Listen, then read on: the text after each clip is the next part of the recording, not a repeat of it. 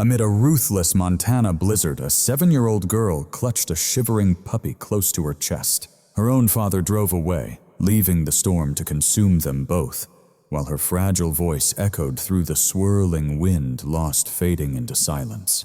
Yet miles away, a lone Navy SEAL halted mid-step during a solitary mission, sensing something was off. The heavy stillness of that frozen world seemed to plead for discovery. Before we dive in, share where you're watching from. And if this story stirs you, subscribe for more powerful chronicles of bravery, sacrifice, and unbreakable bonds.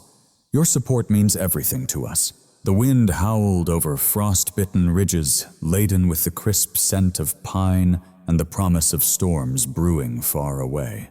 Jack Mercer pressed forward through the snow-laden shadows of Kootenai National Forest, each crunch beneath his boots swallowed by Montana's vast, hushed expanse. At 35 years old, the Navy SEAL carried the calm, calculated grace of a survivor, lean tall, every move deliberate. His rugged face bore faint stubble left unshaved from field duty. A slender scar traced his right jaw, a haunting souvenir from shrapnel during a mission long past. His storm-gray eyes, ever watchful, carried the heavy burden of a man who'd learned rescue doesn't always come in time. Slung across his back was a tactical pack filled with essential survival gear, a compact radiothermal blanket burner, stove water-compressed rations, and a sidearm. Today's objective was straightforward on paper: recover a downed reconnaissance drone lost for 2 nights somewhere in the foothills near Libby. The task required no backup team, only relentless endurance, pinpoint precision, and fierce survival skills, all qualities Jack held in quiet abundance. Yet loneliness crept in shadows he preferred not to face. With every step deeper into the forest, memories surfaced the last time he'd tread these very mountains. Operation Cold Ridge. 4 years prior, a brutal blizzard with visibility reduced to inches, and a reconnaissance plane vanished off radar. Jack and Bishop, his steadfast canine partner, were sent to find the crash site. Bishop was a black and tan German shepherd, powerful, disciplined ears, sharp, radiating unwavering loyalty. More than a military dog, Bishop was the closest thing Jack had to family and had saved his life. The panic still gripped Jack's chest when he replayed that moment, the snow shelf beneath him giving way, the dreadful slide toward the cliff's edge. Bishop had leapt forward, gripping Jack's rucksack strap with clenched jaws, holding him just long enough for Jack to dig his crampons in.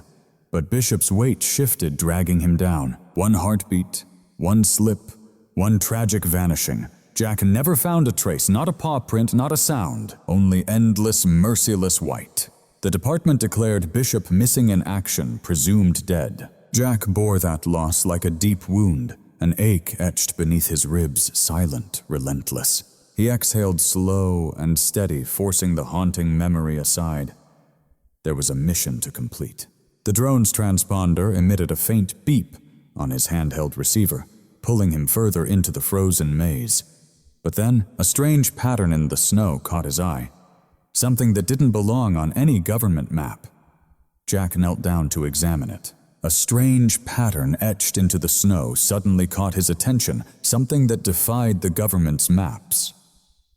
Jack crouched down to take a closer look. Snowflakes clung stubbornly to the dark brown fabric of his gloves as he brushed away the snow.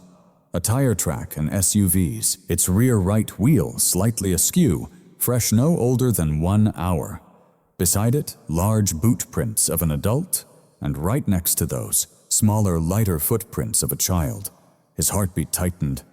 Then another trail, tiny paws imprinting the snow. A puppy barely a few months old, judging by the spacing of the tracks. Jack's training snapped into place. Civilians here were rare. Kids out alone in a storm this fierce, a recipe for danger. He rose, eyes scanning the shadows of the tree line. The forest answered only with a heavy silence. His mission pivoted instantly. He switched off the drone tracker, pivoted toward the trail, and moved swiftly. The footprints staggered for about a quarter mile. The child's steps were uneven, dragged with signs of fear. Jack lengthened his strides, weaving through snow-laden branches. His breath hitched in the frosty air, adrenaline igniting each movement. Then, faintly, barely above the wind's howl, he caught at a soft whimper. Without hesitation, he broke into a full run. Nestled between two lodgepole pines at the base of a fallen tree sat a little girl no older than 7 years. Her long, wavy brown hair was matted with snow, her cheeks pale and almost blue with a pacifier in her mouth. Eyes wide glazed with the fog of early hypothermia. She wore nothing but a thin pink sweater woefully inadequate against the biting mountain cold. Clutched tightly in her trembling arms was a German shepherd puppy, a tiny maybe 3 months old, with soft sable fur and floppy ears. The puppy was no warmer than she was. Its body curled tightly, shivering weakly. Jack dropped down beside them. "Hey," he spoke softly, careful not to startle her.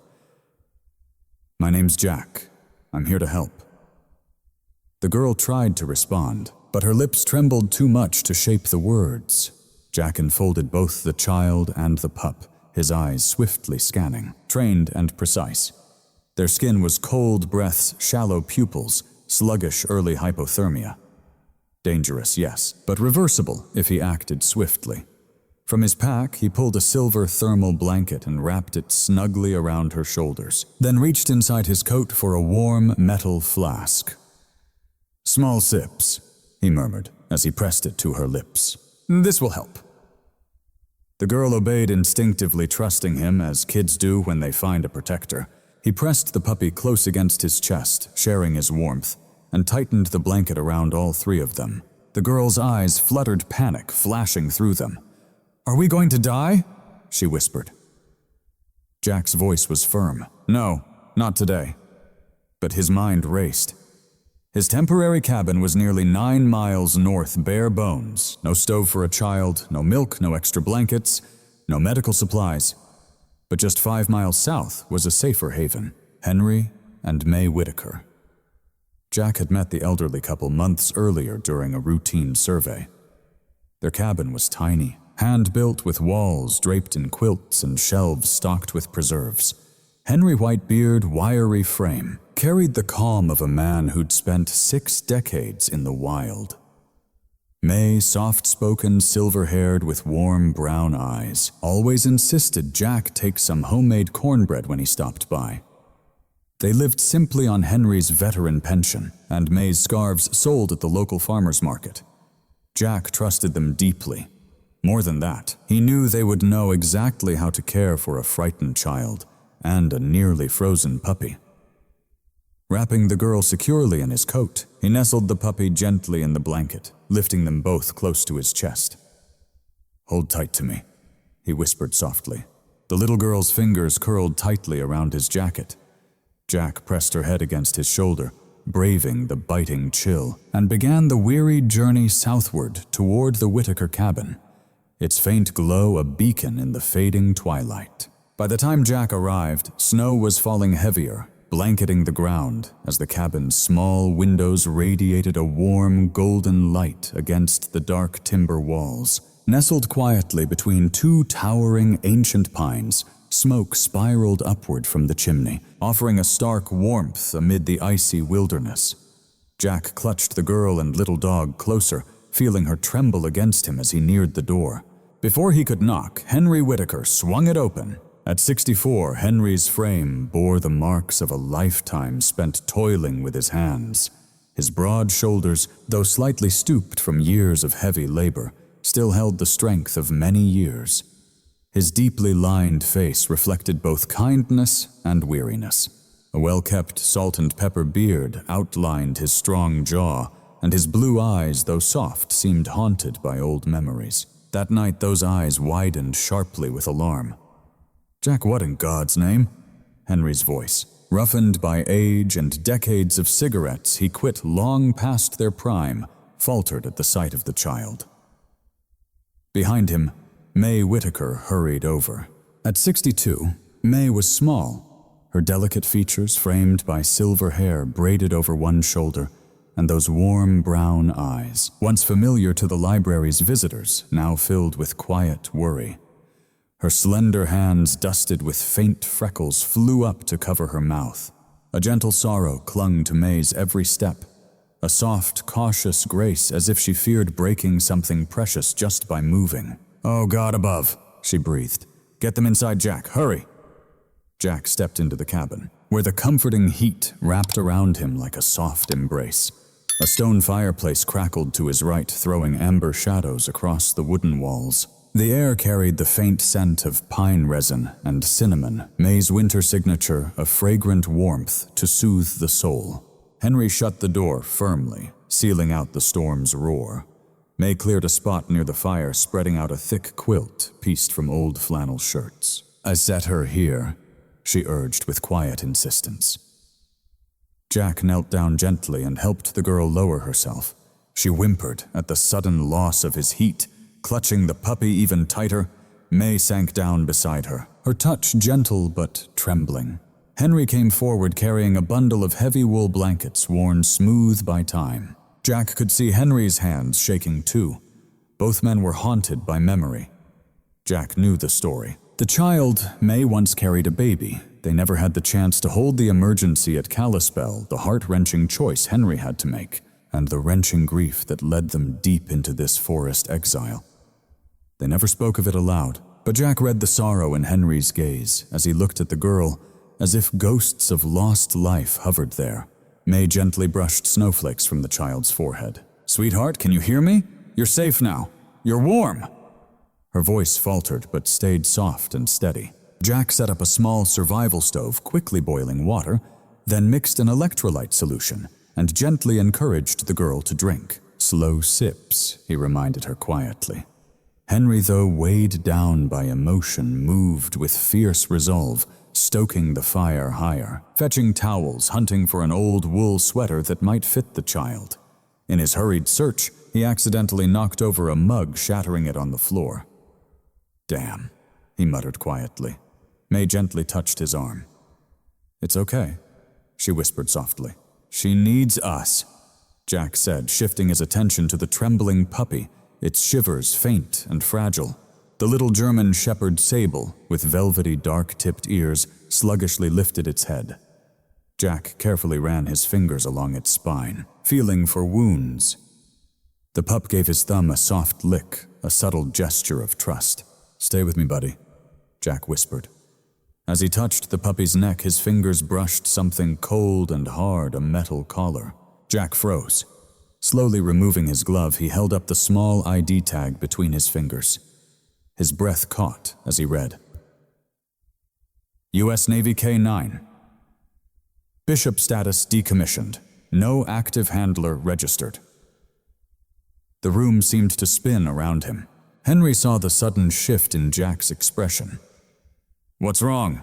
Jack struggled to find words, his throat tightening with emotion. His memories flashed back to Bishop, his partner, his shadow through snowstorms, the only one who had ever warned him just in time at Cold Ridge. The dog who saved his life and then vanished into the blizzard, leaving Jack yelling into the storm that swallowed every sound. May leaned in, worry knitting her brows. "Jack?" He finally found his voice rough and strained.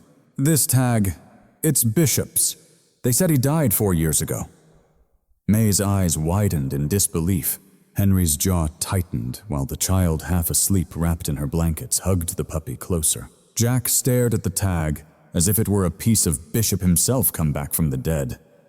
His heart hammered, memories rising from long-buried places. Bishop pulling him from the edge of the cliff. Bishop's bark warring with the howling snow, the suffocating silence that followed. "Why?" Jack whispered. "Why is this puppy wearing his collar?" No one answered. Only the fire crackled. The puppy whimpered softly, and the distant wind howled outside the cabin. Jack's mind raced. If this collar survived, maybe Bishop did too. Or someone else found him. Someone who took his tag off. Someone who passed it on. A message. A trail to follow. Too much of a coincidence to just be chance. Henry placed a steady hand on Jack's shoulder. "Son, whatever this means, we'll figure it out. But right now that little one needs you." Jack nodded, stiff but resolute, pulling himself back to the present moment. Together, the 3 adults warmed. The girl changed her into dry clothes May had found and wrapped her in quilts, Henry swore were the warmest in all of Montana, even though May teased him for a crooked patch in one corner. Despite the fear and uncertainty, a fragile hope slowly filled the cabin. After some time, the child's breathing steadied, color flush returned to her cheeks. She whispered a soft, "Thank you," her voice faint but alive. Jack sank back, exhaustion and relief swirling inside him, but his eyes kept drifting to the shining silver tag nestled in the pup's fur. Bishop, that name struck him like a heartbeat. Something was waiting beyond this mystery, a thread connecting him to a past he thought was buried beneath the snow. Jack Mercer knew one thing for sure: he would uncover the truth. The storm softened into a gentle, steady fall by morning. Outside, the forest lay quiet beneath fresh, snowy blankets. Inside the Whitaker cabin, the fire bathed the room in warmth, spilling gently into every corner of the wooden cabin. Jack sat close to the hearth, holding a steaming cup of coffee. His face was calm, yet vigilant. The girl had spent the night curled up next to the puppy, their breaths rising and falling together like the fragile beat of a single heart. When she stirred, her lashes fluttered before her deep brown eyes slowly opened. She blinked up at this cabin ceiling, lost for a moment, then visibly relieved as she spotted Copper nestled close to her side. The puppy wagged its tail feebly, nudging her cheek with a cold, wet nose. May, already awake and stirring oatmeal on the stove, offered a gentle smile. "Good morning, sweetheart. You're safe here now." The child hesitated, her tiny fingers clutching the edge of the quilt as she whispered, Where are we?" Jack stepped closer, his voice soft and calm. "My name is Jack. I found you in the forest last night. This is Henry and May. They helped bring you in from the cold." Lily studied him. His steady gray eyes, the quiet strength in his stance, a sense of safety he projected effortlessly. Something inside her eased. She sat up slowly. "My name is Lily Carter." Jack nodded.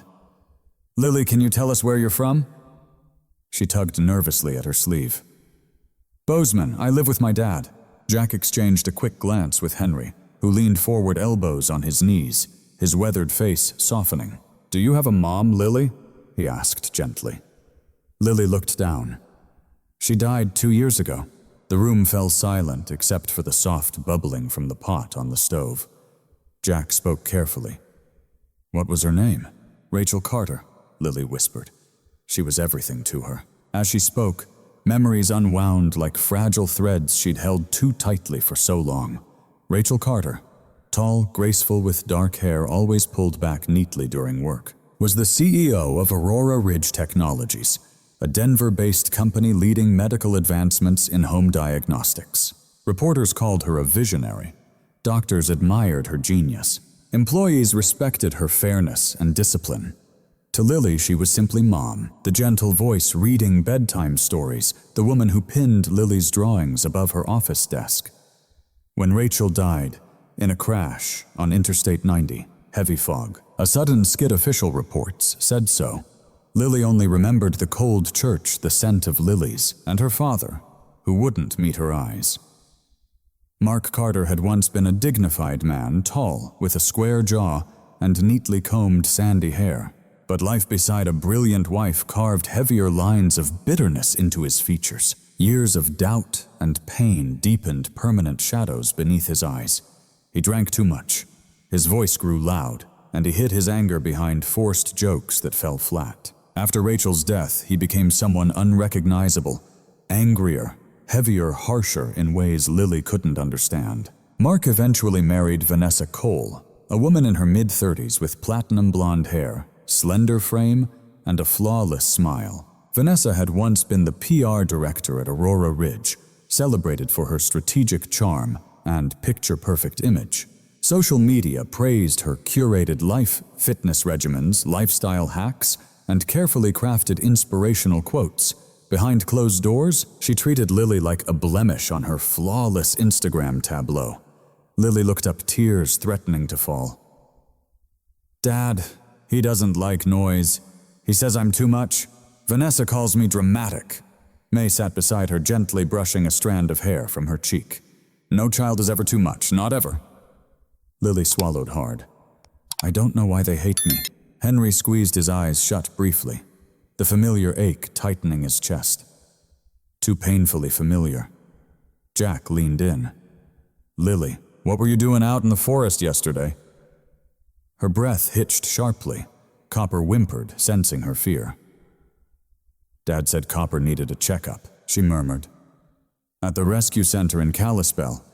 I went with him because Copper gets frightened when I'm not there. Then Jack asked, his voice steady and calm. Lily twisted her tiny fingers together nervously. We never actually went to Kalispell.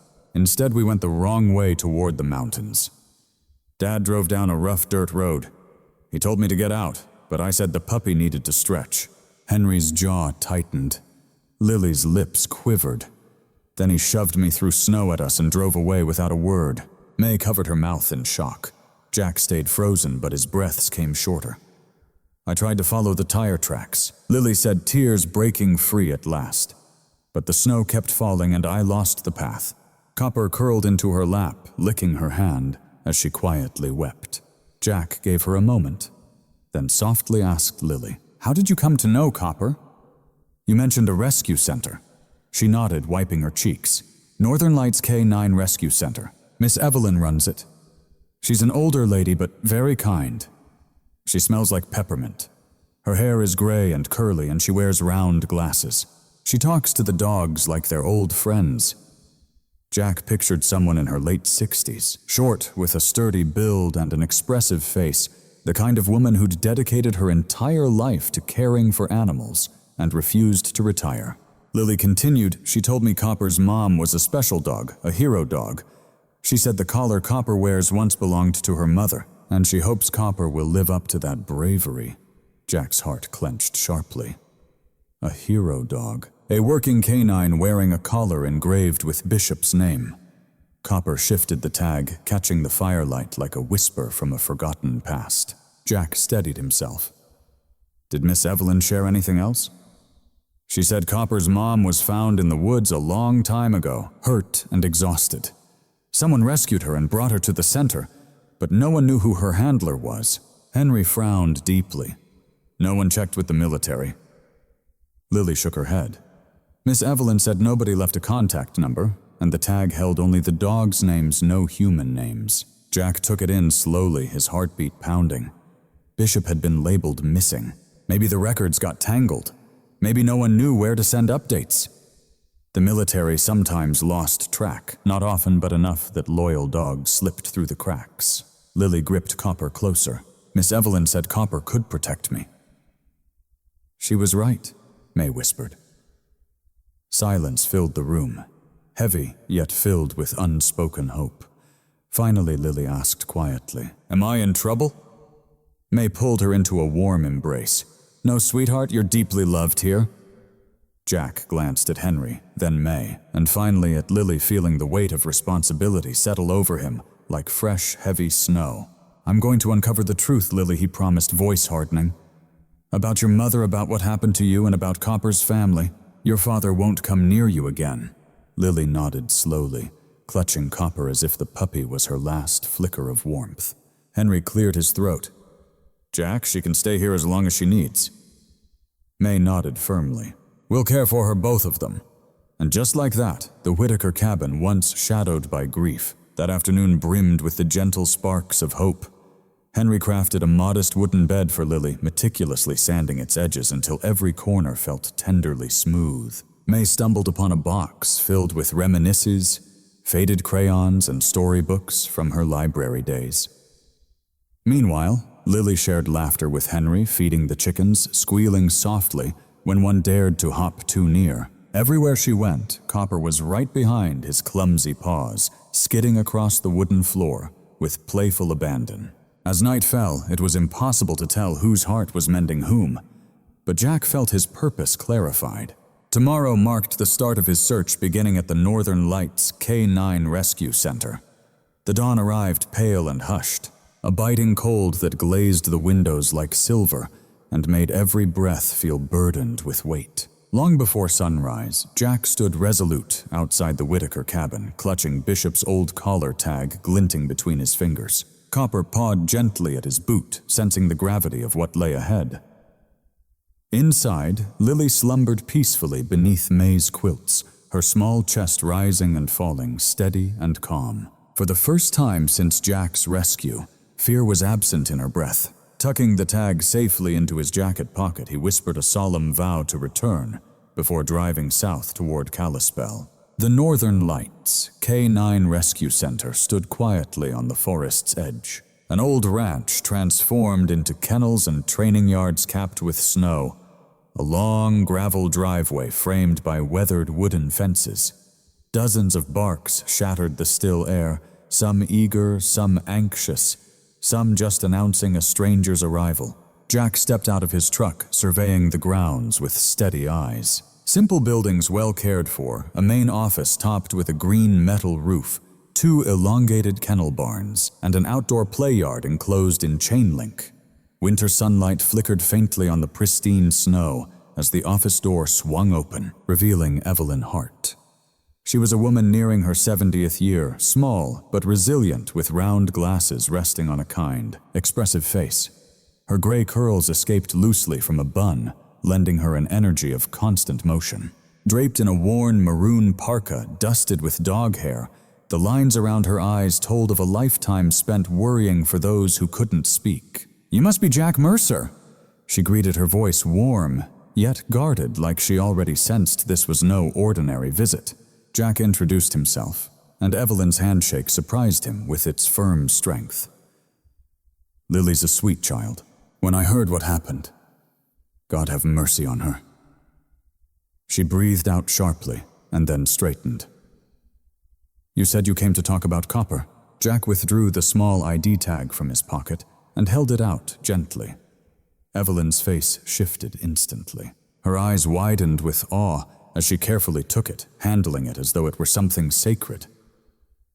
"Oh," she murmured. Bishop, the name hit Jack like a punch to the chest. "You know it?" he asked softly. "Of course," Evelyn replied, her voice shaking just a fraction. "I've kept this tag safe for years." She motioned for Jack to follow her inside. Inside, warmth wrapped around him, the rich aroma of coffee mingled with a faint scent of disinfectant. Photographs lined the walls, featuring rescued dogs' families united by adoption, and volunteers laughing under the Montana summer sun. Evelyn settled behind a wooden desk, worn smooth through decades of care. 3 weeks after that brutal blizzard hit the Cold Ridge area, it must have been early 2022, our local ranger found a shepherd wandering near one of the deserted summer campsites. She began mail, underweight and limping on his back right leg, timid but never aggressive. Jack clenched his jaw, picturing Bishop alone, fighting to survive. "They brought him here," Evelyn continued. "At first he refused to eat. He barely let anyone near him, except me. When we scanned for a microchip, the screen lit up. U.S. Navy K9 Bishop status, decommissioned with no current handler listed." Jack leaned in closer. "Decommissioned," Evelyn confirmed with a nod. "The dog was no longer active duty. The handler slot was empty, so I called the Department of Defense's working animal line." She folded her hands quietly. "They told me Bishop had been marked missing in action. His mission file was closed. They said that since we had physical custody and no active handler in the system, Bishop was legally eligible for adoption." Jack fixed his gaze on her. "They never reached out to me. I assumed they tried." Evelyn said softly, "When no one claimed him, I kept Bishop here, and he became family." Her voice softened with a loving tone. "He didn't trust men much. Something in his past haunted him deeply, but he was gentle with women, endlessly patient with kids. Our silent guardian, we called him." Jack swallowed hard. That was Bishop fierce when danger loomed tender in moments of peace. 3 years back, he sired a litter," Evelyn continued. "Copper is from that very litter. When Lily adopted him 2 months ago, she immediately bonded with him, reminding me so much of Bishop, gentle and sincere. So I took that old tag and passed it on." Jack nodded slowly, catching the meaning behind the gesture, even if it unveiled truths they hadn't expected. He drew a steady breath. "Where is Bishop now?" Evelyn rose. "Come with me." They crossed the yard to barn number 2. The crisp air echoed with the sound of paws and steady barking. When Evelyn opened the door, a rush of warm air and doggy scent greeted them. The kennels were spotless, each lined with blankets and toys. At the far end, a large shepherd with thick black and tan fur lay curled on a straw bed. A faint scar marked his right hind leg, and he balanced his weight unevenly. The dog lifted his head at their approach. Jack paused. Bishop cocked his head, ears alert. Recognition slowly kindled. Bishop rose, then limped into a hurried run-tail, wagging fiercely as he reached the gate. Jack's voice cracked with emotion. "Bishop, heel!" The dog froze immediately, sitting with flawless military precision, eyes locked on his handler with a trembling intensity. Evelyn unlatched the kennel. Bishop surged forward and pressed tightly against Jack's legs, whining and shaking, burying his face in Jack's coat, as if trying to melt completely into his arms. Jack knelt, wrapping his arms around the dog, their foreheads touching. "I searched for you," he whispered. "I searched everywhere," Bishop replied, with soft, choked sounds, neither growls nor cries, but something that spoke of reunion and relief. Jack tried another command gently. "Stay." Bishop obeyed. "Down." Bishop dropped without hesitation. "Watch." His eyes sharpened with focus. Jack wiped away tears before they could fall. "You remember it all?" "He never forgot," Evelyn said warmly. Jack stood drawing a calm breath. "I want to bring him home. I'll handle all the legalities, but Bishop belongs with me." Evelyn immediately agreed. "I'll have the transfer papers ready. He's retired now with no active duty left, just a steadfast companion for a SEAL who clearly needs him." Before leaving, Jack reached out to Carla Ruiz, an FBI agent he trusted in Helena. Carla, in her mid-30s, a Latina with a sharp jawline and an even sharper intellect, she was known for her relentless pursuit of justice in financial crimes. Carla's voice resonated with unyielding steel as she listened to Jack recount Lily's story, the mystery of Copper's collar, and the baffling chain of events surrounding Rachel Carter's death and Lily's sudden abandonment. "Send me everything," she commanded. "I'll dig into Mark, Vanessa, and Aurora Ridge's backgrounds." 2 hours later, her call came through. "Jack, pay close attention," Carla said. "Rachel Carter set up a trust for Lily valued at around 80 million stocks, patents, shares, and other assets. Mark is only the trustee until Lily turns 18. What if Lily doesn't make it that far?" Jack asked, dread creeping into his voice. "Then the trust passes to the surviving parent," Carla answered darkly. "That means Mark. Vanessa, by virtue of marriage, would gain control." Jack shut his eyes, understanding now the weight of the motive. Real raw. "This is no fairy tale," Carla added. "Keep the girl out of sight. This won't wrap up quietly." After hanging up, Jack gazed down at Bishop, whose tail swept rhythmically, eyes steady and filled with resolve. In that moment, something inside Jack shifted. This was no longer just about saving a child, he was stepping into a battlefield. As Jack and Bishop neared the edges of Bozeman, the towering mountains loomed like shadows beneath an indigo-streaked sky. Below, the suburban lights twinkled, softly scattered, like a constellation on the fringe of wild wilderness.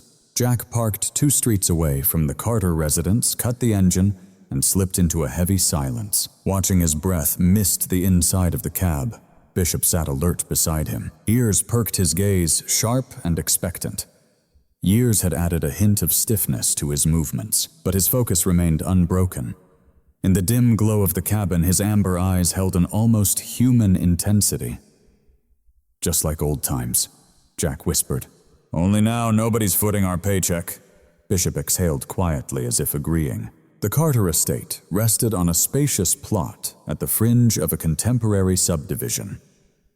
Sleek architecture, vast windows, pristine stone facades, a home designed for glossy magazines and postcard-perfect holidays. Soft outdoor lights bathed the front walkway, while a row of well-groomed evergreens lined the driveway. A discreet array of security cameras flickered along the eaves, vigilantly monitoring the snow-tinged lawn. From the curb, the place seemed flawless. Jack, however, knew better than to trust a surface that polished. He eased around the back, with Bishop shadowing his every move, stepping silently through the darkness with measured precision. Up close, the security measures came into sharp focus motion. Sensors hugged the corners, domed cameras kept watch over the yard, and a digital keypad guarded the back entrance. Jack unclipped a small device from his belt, a signal jammer about the size of his palm, matte black and utterly unremarkable.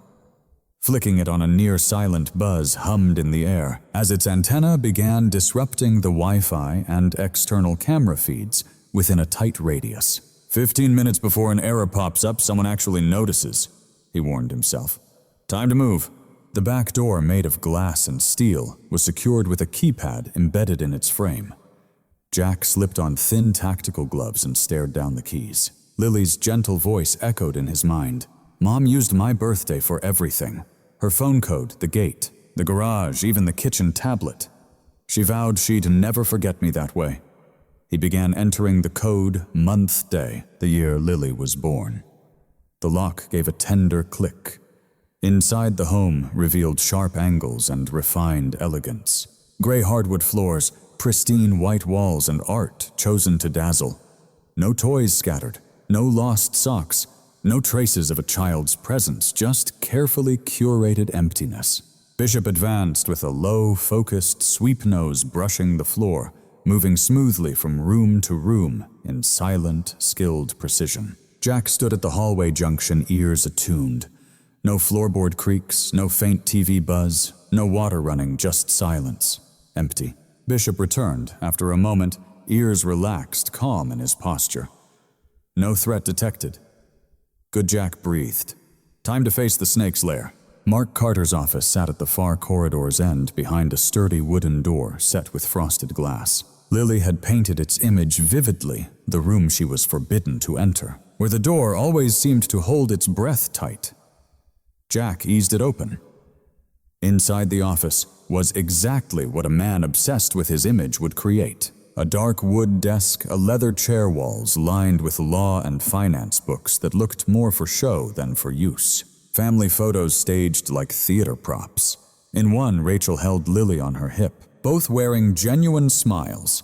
In another, more recent, Vanessa stood next to Mark, their smiles just a touch too polished, eyes lacking the warmth the camera desperately sought.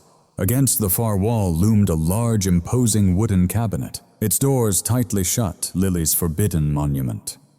Jack approached, fingers grazing the worn edges softly. The handles bore more wear and oil than the wood itself. He swung the doors open. Inside, orderly binders and folders lined the shelves, but behind them hid what he expected a rectangular outline in the drywall, a concealed safe, a digital keypad flush with the surface. He'd seen these designs before, beneath darker skies in distant lands. Setting his pack on the floor, he pulled out a small kit, a narrow-beamed flashlight, a tiny vial filled with fine gray powder-clear tape, a delicate brush, and a compact contact microphone with a wired earpiece. He angled the light across the keypad. 3 digits, 20, and 8 showed more wear than the others. He dusted the pad with powder, then pressed tape gently to lift the faint overlapping prints. 4 keys revealed clear patterns, 0279, 4 digits, he muttered. Endless possible codes. Lily had shared dates her father treasured their wedding anniversary. The year Aurora Ridge was established, Rachel's birthday, and Lily's own birth date, all variations from those numbers. Jack pressed the contact microphone pad against the safe door near the lock and slipped the earpiece in. Each correct button, press every tumbler's shift, whispered to him through tiny clicks and muted movements. He began testing combinations, ever patient, always attuned. 2079-229-0720. Mechanical rejections abrupt and cold, no easing of stiff internal parts. He exhaled slowly, steadying his heartbeat. Panic made fingers clumsy. Calm gave them precision. He tried another set based on Lily's birth year and Aurora Ridge's founding year rearranged. His gloved finger hovered, listening intently. 2907. At the final press, he caught it a softer, more intimate sound in his ear, like a breath held tight. The bolts inside shifted. Not open yet, but nearly. Almost, he whispered. He adjusted the sequence, sensing that familiar inner silence. 7902. Click. Stronger now. Heavier. He reversed the middle numbers. 7092. The safe responded with a deep, satisfying thud. The lock clicked open. Jack pulled the door wide. Darkness inside revealed no gold, no stacks of bills, just paper more potent than any weapon in today's world. Resting atop was a thick envelope meticulously scripted.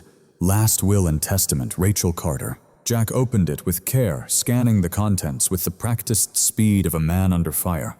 The words confirmed all Carla had hinted at a trust, totaling roughly $80 million made up of Rachel's shares in Aurora Ridge, cash reserves, intellectual property rights, and real estate, all earmarked solely for Lily. Mark, named only as trustee, was explicitly forbidden from converting these assets into personal wealth. If the beneficiary, Lily Carter, passed away before reaching 18, the bulk of the trust would revert to the surviving legal guardian, Mark Carter. Jack's jaw clenched tightly. The ink seemed penned in blood. Beneath the will, he discovered bank statements and transfer authorizations. Money trickling slowly, deliberately moved from smaller accounts into a shell corporation registered in Wyoming under Vanessa's name. A bland company title dull enough to go unnoticed. Signatures from Mark and Vanessa.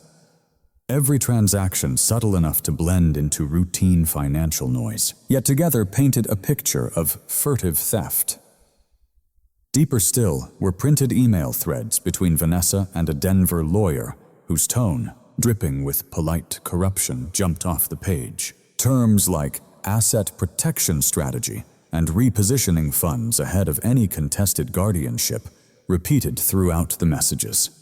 One folder held a draft psychological report, unfinished but haunting. A private psychiatrist's letterhead atop, framing Lily as emotionally unstable, prone to delusional stories, and unable to distinguish fantasy from reality, laying the groundwork to discredit her, to paint the girl who survived the snow as simply fabricating her ordeal. At the rear, half crumpled, was a yellow notepad page scribbled with Mark's untidy handwriting. North Ridge Old Service Road. No traffic, no cameras, just one wrong turn.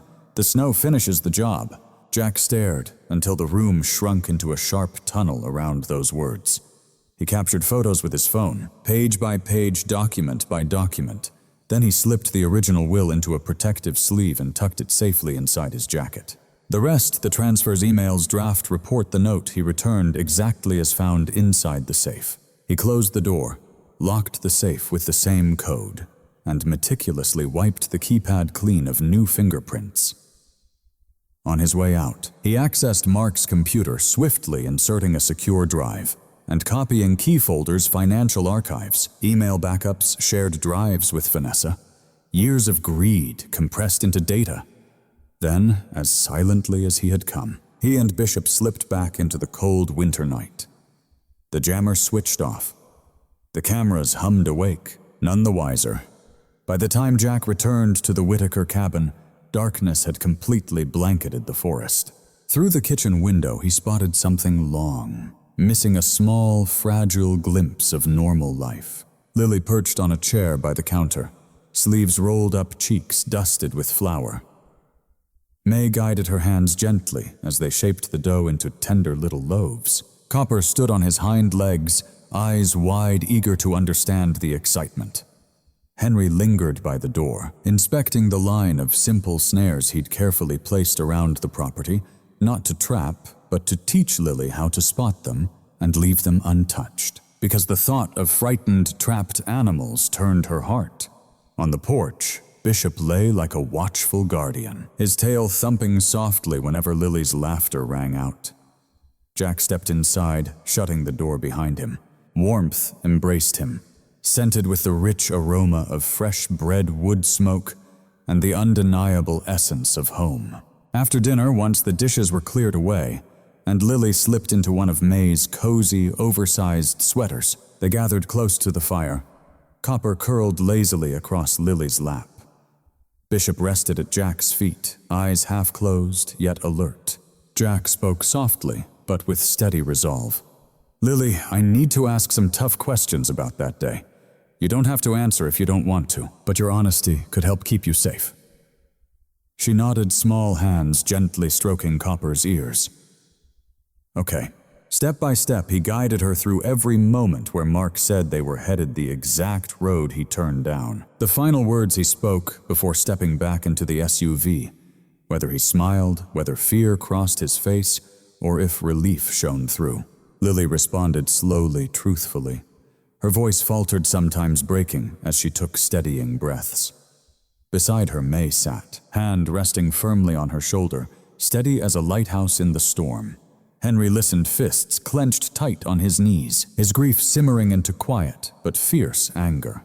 Jack carefully wrote everything down, tagging each word with date and time, preserving Lily's account as closely as he could. Then Jack turned to Henry and May, asking them to describe in their own words how he'd carried Lily from the storm the way she'd been, her fevered skin, her confusion, and how she clung to Copper as if her life depended on it. Jack reviewed the statements, adding images of the will bank documents, the forged report, and Mark's note. He encrypted every file and sent everything off to Carla Ruiz with just one message. "Here's your case." The response arrived 15 minutes later. Carla's text was concise but thunderous in impact. "Jack, this is more than enough. We can charge Mark and Vanessa with multiple serious offenses. Attempted homicide, fraud, conspiracy. We're moving fast. Keep Lily safe and out of sight. Things are about to get intense." Jack locked his phone and gazed around the small circle gathered near the fire. The storm he'd feared was finally closing in on those who deserved it. Pale winter sunlight spilled over the courthouse steps in Gallatin County, turning fragile frost into a shimmering veil. The cold bit sharply, but nowhere near as sharply as the tension building inside courtroom 3.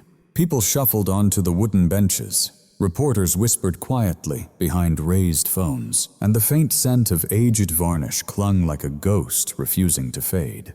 At the front, Lily sat nestled between Henry and May Whitaker. Her hair, smooth and freshly brushed by May that morning, cascaded in soft brown waves over her navy sweater. She seemed small in the heavy wooden chair, but her spine remained straight, chin lifted just enough to show a courage no 7-year-old should ever need to muster. Henry sat on her right, wearing his one good flannel shirt carefully tucked into worn trousers. Today he appeared older, not by time, but by the unbearable burden he carried deep in his soul. The haunting dread of letting a child down once more clung to May as she sat beside Lily, her warm brown eyes endlessly watching over her. A gentle hand resting steadily atop Lily's as a silent vow of support. Behind them, Jack and Bishop stood sentinel-like guardians carved from silence. Jack donned his duty jacket, his hair neatly cropped, his face composed yet unreadable. At his side, Bishop sat poised and obedient, his thick, glossy coat, immaculate amber eyes keenly surveying the room with unyielding vigilance. The dog seemed to grasp the weight of the moment, still as stone, yet poised to spring into action the instant Lily called upon his strength. A hush swept through the courtroom as the door swung open and the accused were ushered in. Mark Carter stepped forward first. He was tall once, striking now, worn thin from the relentless grip of stress. His sandy hair, typically slicked back with fastidious care, now hung loose in disorderly strands. Despite the shackles and orange jumpsuit, he strived to wear a mask of arrogance, but it wavered. His blue eyes flickered toward Lily, recoiling as she flinched. His jaw worked as though chewing through a web of excuses. Vanessa Cole followed, a woman in her mid-30s with sharp, sculpted features, perfectly arched brows, and platinum hair drawn back in a sleek ponytail. Even confined in prison garb, she held herself like an influencer poised before an unseen camera. Her mascara was streaked from tears, yet her eyes darted towards the press, silently pleading for her best angles to be remembered. They took their seats, wrists bound, brittle masks on their faces. The judge, Harold Winslow, entered soon after, a man nearing 60 with a resolute nose, steel-gray brows, and a voice that exuded authority forged not from pride, but from a lifetime confronting humanity at its darkest. His arrival stilled the final murmurs. Court is now in session. The prosecution opened with a sharp, focused summary of charges. Attempted first-degree murder of a minor, child endangerment with grave risk of bodily harm, conspiracy to commit homicide, fraud and betrayal of trust assets, tampering with estate documents. The evidence unraveled like a nightmarish tapestry. The original will bearing Rachel Carter's signature. Bank records unveiling transfers into a Wyoming shell company under Vanessa's name. Email threads plotting asset repositioning. A forged psychological report branding Lily as unstable Mark's chilling handwritten plan detailing the abandonment deep in the forest. And then Lily's testimony, small, trembling yet devastatingly truthful. Lily spoke only a few quiet lines, each carefully guided by the prosecutor. He said Copper needed a checkup. He drove us into the woods. He pushed me out, telling me to walk. Then he vanished. Her voice never rose beyond a whisper, but every word resonated with the force of a quake. May drew Lily close. Henry's eyes shimmered with unshed tears, and Jack clenched his jaw so tight it throbbed. Bishop leaned forward, softly resting his chin on Lily's calf. The trembling ceased. When it was his turn, Jack took the stand with military precision. His tone steady as he retold finding Lily, witnessing her condition, gathering evidence from the Carter home, and alerting the FBI. He did not exaggerate. He did not have to. Plain facts struck harder than any fury. Henry and May's testimonies followed, their simple, heartfelt recollections of the night Jack carried Lily into their cabin, her lips barely moving, fingers curled desperately around Copper as if clutching onto life itself. The elderly couple spoke with trembling resolve. Their voices trembled with the sorrow of a child lost long ago, intertwined with the fierce love that had unexpectedly returned to their lives. Mark's face flushed. Crimson drained pale, then blazed red again, each piece of evidence hitting him like a relentless blow he couldn't deflect. Yet he stubbornly resisted remorse. When given his chance to speak, he lifted his chin defiantly and declared, "My daughter always stretched the truth. She made our lives unbearable for years. Honestly, I should be thanked for trying to keep some order." A surge of revulsion swept through the courtroom. Vanessa wept, but her eyes remained locked on the cameras as if begging for sympathy rather than confronting justice. She offered her apologies, yet they held no weight, vanishing into the stale air before touching a single heart. Judge Winslow sat unmoved, listening intently. When the verdicts were announced, the room fell silent. In anticipation, Mark Carter found guilty on all charges, sentenced to 30 years in state prison without parole for the first 20. Vanessa Cole, convicted of conspiracy fraud and complicity in the abandonment scheme, sentenced to 18 years plus supervised release. As deputies escorted Mark away, he whipped his head around, searching desperately for Lily. But Lily pressed her cheek against May's shoulder, refusing to look. Some bonds aren't meant to be kept. After the sentencing, Lily's lawyer, a composed and astute man named Daniel Brooks in his early 40s, with dark hair streaked by threads of gray, and a calm that belied years of courtroom trials, presented a petition Henry and May Whitaker to be named Lily's legal guardians. The judge examined the elderly couple before turning to Lily, whose small hand clung tightly to May's fingers. "Is this what you want?" Lily Judge Winslow asked softly. The little girl swallowed hard, then nodded. "They chose me," she whispered. "They love me for who I am, not for money." May's tears flowed freely, and Henry's lip quivered with emotion. Even Jack felt a lump in his throat he didn't try to hide. Judge Winslow offered a faint smile. "The petition is granted. Lily Carter shall remain the sole beneficiary of her trust. The estate will be managed by an independent financial firm, and Henry and May Whitaker will serve as her legal guardians until she reaches adulthood." The gavel struck, sealing the end of decades of pain for 3 intertwined lives: Lily's, Henry's, and maze. Slowly, the wounds began to heal. In the months that followed, healing unfolded in quiet, beautiful steps. With support from counselors and financial advisors, Lily chose to invest part of her inheritance in creating a community center in Bozeman called Rachel's Haven, named in honor of the mother she still loved fiercely. This sanctuary became a refuge for children like her orphans, survivors of abuse, young souls seeking safety. The Northern Lights team partnered to bring rescue dogs every week for healing therapy sessions. Copper became the center's beloved mascot, happily trotting from child to child with purpose and joy. Jack returned to duty with Bishop faithfully at his side once again. Their renewed bond sharpened their teamwork to new heights. Within hours, Bishop's keen nose located the fallen drone in a narrow crevasse between jagged ridges. Mission accomplished. Yet every moment he could steal away, weekends, holidays, Jack found himself driving his old truck down the familiar dirt road leading to the Whitaker cabin. Bishop poked his head out the passenger window, ears flapping in the breeze, nose drinking in the scent of pine and forest. At the road's end, Henry stood steady splitting logs with practiced ease, waving as Jack pulled up. From the porch, May appeared, her apron dusted faintly with flour, calling them inside to the warmth of stew. Lily, now blossoming stronger and brighter, rushed down the steps, Copper bounding by her side ears too large, yet somehow perfect for his head. They always welcomed Jack the same way, not simply as a visitor, but as someone returning to the heart of home. Amidst the quiet Montana wilderness, a former Navy SEAL, a once-lost K-9, a young girl rescued from abandonment, and two souls who had believed motherhood and fatherhood were forever beyond reach, gently wove together a new family. A family not formed by blood, but by choice, by healing, and the quiet vow of brighter days ahead. The most profound miracles don't always descend with thunder or angels blazing across the sky.